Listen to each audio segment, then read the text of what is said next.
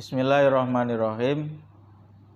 Melanjutkan dari pembahasan kita yang kemarin, yakni masih dalam ruang lingkup yang sama, yakni pembahasan mengenai wudhu.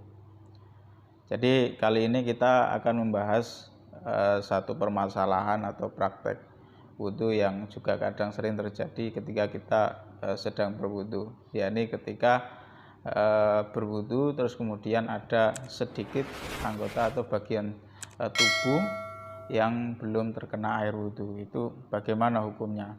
Langsung saja kami bacakan dalam kitab Fathul Mu'innya mengenai hal ini. Bismillahirrahmanirrahim. Far'un launasiya lum'atan fangosalat fitaslisin. Jadi ada praktek ketika seseorang atau mutawaddi, orang yang berwudhu, itu lupa ada lum'ah. Lum'ah itu maksudnya ada sedikit bagian anggota tubuh yang tidak terkena air. Fangosalat fitaslisin lalu terbasuh pada basuhan yang ketiga. Sebenarnya tidak basuhan yang ketiga, ya basuhan yang kedua juga bisa. Artinya yang sedikit tadi yang tidak terkena air tadi itu terbasuh pada basuhan yang kedua dan yang ketiga.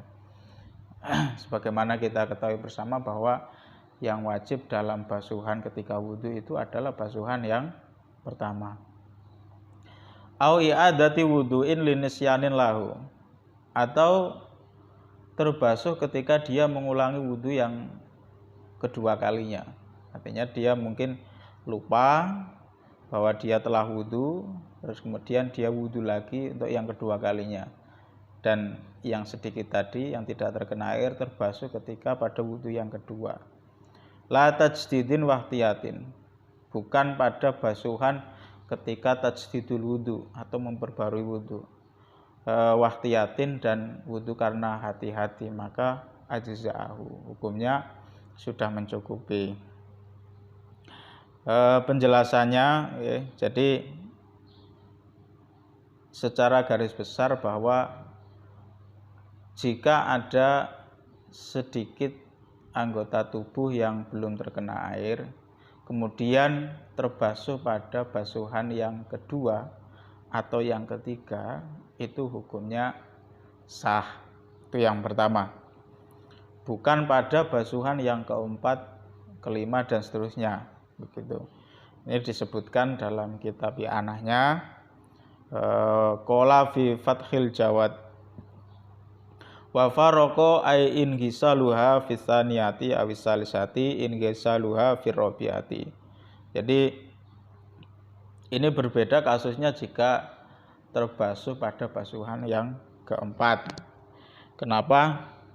Karena kalau basuhan yang kedua dan yang ketiga itu sudah masuk dalam niat.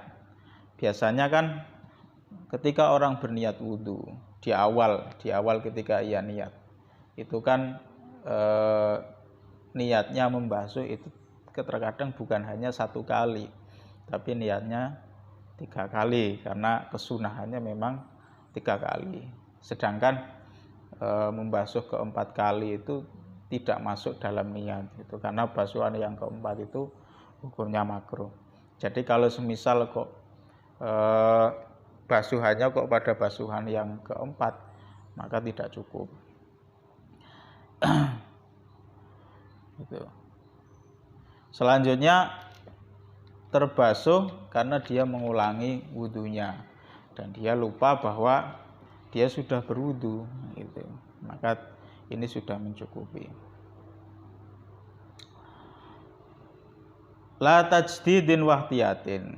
Lalu dalam pembahasan mengenai bukan pada tajdidul wudhu atau pembahasan mengenai wudhu yang karena hati-hati itu tidak mencukupi, bagaimana? Jadi semisal tadi prakteknya kan basuhan yang pertama ada wudhu yang pertama ada yang belum terbasuh kan begitu. Terus kemudian dia ingin wudhu lagi yang kedua, tapi wudhunya niatnya untuk tajdidul wudhu. Tajdidul wudhu itu ya sekedar wudhu lagi gitu, untuk kesunahan gitu, karena hukum daripada tajdidul wudhu kan hukumnya sunnah. Itu maka tidak cukup gitu. Mengapa tidak cukup?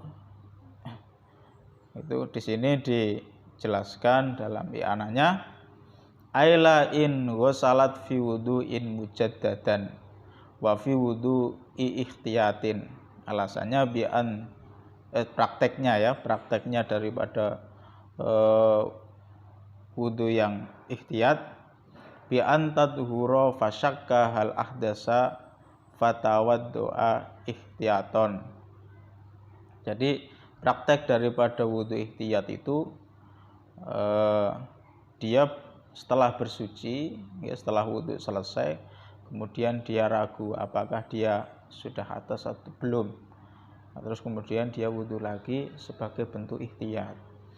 Nah, ini maka tidak berpengaruh apa-apa itu. Sehingga wudu yang pertama tadi dianggap masih belum sah. Itu fala yujzi'u in ghisaluha fihima. Nah, alasannya kenapa dalam wudu yang tajdid, wudu yang diperbarui dengan wudu yang ihtiyat itu tetap tidak sah? Li'anna niyata fil mujaddati lam tatawajjah li raf'il hadasi aslan. Jadi karena niat dalam wudu yang ditajdid, wudu yang diperbarui, itu niatnya memang bukan li raf'il hadas. Karena orang wudu yang diperbarui itu kan aslinya dia sudah dalam keadaan suci kan gitu, terus kemudian hanya pengen wudu lagi. Jadi wudu yang kedua itu hakikatnya bukan untuk menghilangkan hadas gitu, maka tidak cukup. Terus kemudian kenapa wudu ihtiyat itu juga tidak cukup? Di sini dialasi wa niyatu wudu il ihtiyat wairu jazimatin ma'adamid darurati. Jadi niatnya wudunya orang yang ihtiyat itu wairu jazimah, tidak mantap. Karena memang unsur daripada awal daripada dia melaksanakan wudu itu kan hanya sekedar untuk ihtiyat. Barangkali tadi wudu yang pertama itu tidak sah. Kalau tidak sah, ini saya wudu lagi lah, siapa tahu tadi tidak sah dengan wudu yang kedua ini untuk nambeli yang awal. Nah, itu dianggap niat yang seperti itu tidak jazimah, tidak mantap gitu, sehingga tidak sah gitu. Mungkin itu saja pembahasan kali ini, dan kita masih dalam bahasan yang sama mengenai wudu pada pembahasan selanjutnya. Terima kasih. Wallahu a'lam bishawab.